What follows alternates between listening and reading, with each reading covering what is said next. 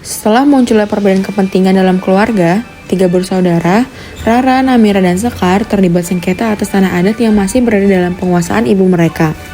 Rara sebagai anak sulung merasa berhak untuk mengelola tanah karena telah merawat orang tua dan menjaga kebun.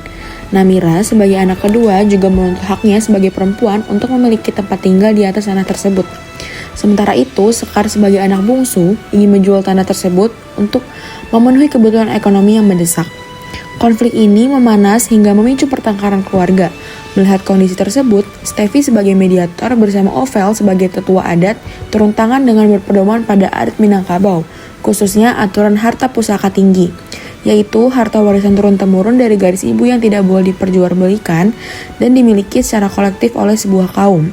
Dalam adat ini, meskipun ibu masih hidup, keputusan tetap harus melalui musyawarah keluarga besar dan tidak bisa diputuskan sepihak, apalagi untuk menjual tanah. Saya Steffi Liandra sebagai mediator. Saya Ovelia Girsang sebagai ketua adat. Saya Nopuspita Dewi sebagai anak sulung yang berhak mengelola semuanya. Saya sebagai anak kedua yang ingin hak tempat tinggal. Sekar Melati sebagai anak bungsu yang ingin menjual tanah. Saya Laila Lutia sebagai ibu dari Rara, dari Sekar, dan dari Namira. Assalamualaikum warahmatullahi wabarakatuh. Selamat sore para hadirin sekalian. Terima kasih telah hadir di dalam forum mediasi ini.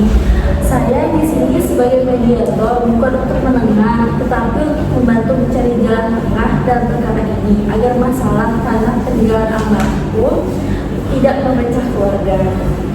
Baik, terima kasih ya Ibu Mediator. Dalam adat, harta itu juga ada aturannya. Jangan sampai karena warisan hubungan darah itu jadi rusak. Baik, silakan siapa yang ingin bicara dulu. Oke, saya saja. Sebagai anak ketua, saya merawat orang tua sampai akhir. Dan juga saya yang mengelola kebun selama ini. Jadi wajar aja kalau saya yang berhak untuk menerima dan mengatur semuanya. Sebenarnya itu gak adil. Anak kedua juga punya hak, terutama untuk rumah. Saya tidak punya rumah, Mbak. Saya juga pengen bangun rumah dengan itu. Udah deh, karena lu ribut terus deh dari tadi. Mendingan tanah itu dijual, dibagi rata. Selesai kan? Kan, jangan dijual, karena itu akan ada dalam rumah kalian. Jangan sampai dijual. Dijual? Kamu pikir mudah cari tanah seperti itu? Kamu tuh cuma pengen uang secara cepat. Daripada kamu Mbak, nikmatin rasa kamu sendirian. Saya kerja ya, bukan diem doang. Cukup, kenapa nih seperti ini kan itu keluarga. Cukup. Semua tenang. Mari kita selesaikan masalah ini dengan kepala dingin. Ovel sebagai ketua adat menjelaskan tentang kedudukan tanah ini. Baik ibu-ibu sekalian, tanah itu termasuk menjadi harta pusaka. Dalam adat, terdapat prinsip-prinsip yang harus mencerminkan karakteristik khas dari semua waris adat, yaitu bersifat komunal dan religius, di mana tanah kita ini dipandang sebagai aset suci yang harus dijaga keutuhannya demi keberlangsungan generasi mendatang, sehingga dilarang keras untuk diperjualbelikan secara bebas. Dalam sistem ini, pembagian warisan tidak hanya berfokus pada pendidikan individu, melainkan pada pemenuhan fungsi sosial dan jaminan hidup. Perempuan diberikan hak untuk atas tempat tinggal dan juga untuk perlindungan dan anak. Sementara laki-laki diamankan sebagai pengelola yang berhak mengambil manfaat dari tanah tersebut. Jadi secara keseluruhan aturan ini itu bertujuan untuk menjaga keseimbangan antara hak individu dengan kepentingan kolektif di masyarakat, serta memastikan bahwa harta peninggalan leluhur tetap lestari dan tidak hilang dari kekerabatannya.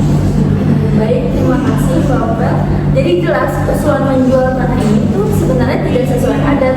Sekarang coba kita cari jalan tengah.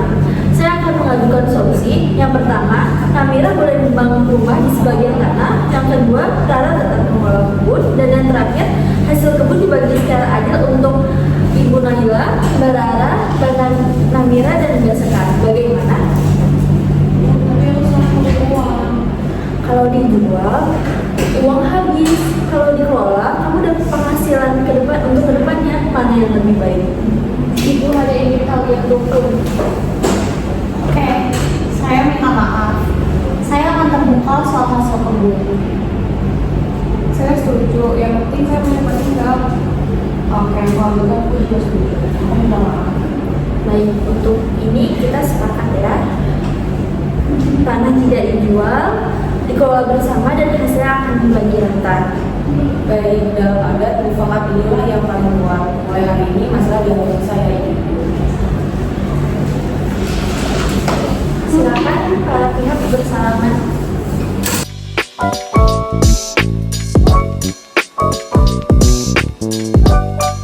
Melalui proses mediasi yang penuh ketegangan, akhirnya tercapai kesepakatan, yaitu tanah tidak jadi dijual sesuai aturan adat, dan Rara tetap mengelola kebun, lalu Namira diperbolehkan untuk membangun rumah, dan hasil kebun dibagi secara adil dengan persetujuan ibu dan kaum. Dengan menjunjung nilai musyawarah dan adat Minangkabau, konflik pun berakhir damai dan hubungan keluarga kembali harmonis.